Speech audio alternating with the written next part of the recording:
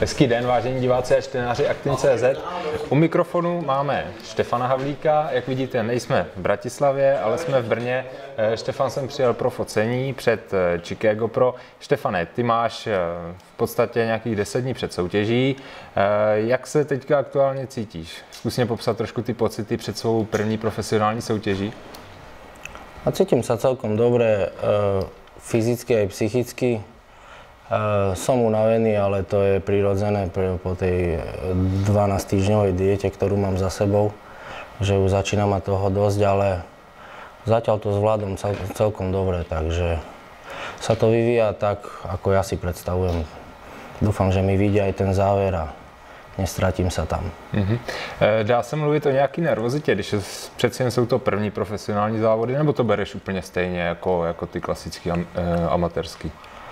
No, ja sa dosť teším na tú súťaž, lebo vidím, že tá forma mi celkom vychádza, takže mám z toho taký dobrý pocit. Ale čo sa týka tej nervozity, spávam horšie, je to normálne. Keď človek nemá v tele už veľa tuku, tak to telo sa správa dosť neštandardne, takže so spánkom mám problémy, ale nemyslím si, že by to vyplývalo z tej predsúťažnej nervozity. Ty už si mluvil o svý formě aktuální.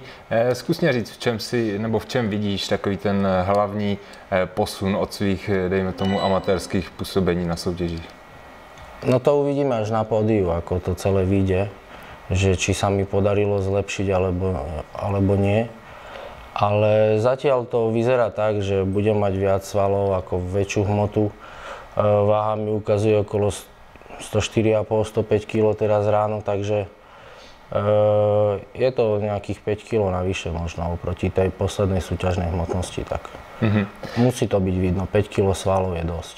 5 kg je dost, to předpokládám je od předchozího roku. Když bys nějak popsal trošku tu přípravu, jenom v rychlosti, v čem se liší?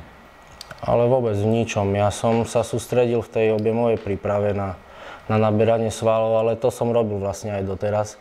Akurát teraz už som nemal nejaký váhový limit, takže keďže som sa rozhodol súťažiť v Open kategórii, tak tam to je úplne jedno, koľko naváži, v podstate sa tam ani nejaké kontrola váhy nerobí. Tak som sa na to nejak nesústreďoval a skôr naopak som sa snažil udržať tú hmotnosť čo najdlhšie hore, aby mi to veľmi nepadalo rýchlo dole a aby mi tie svaly ostali, ktoré som natrénoval.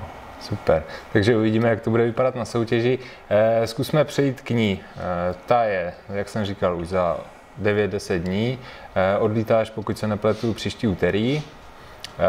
Jak bude celkově probíhat ta soutěž? Máte semifinále pátek, finále sobota, nebo je to jednodenní soutěž? V piatok 5. by mal byť len nejaký meeting a také veci okolo toho a v sobotu by mal byť taký ten súťažný maratón.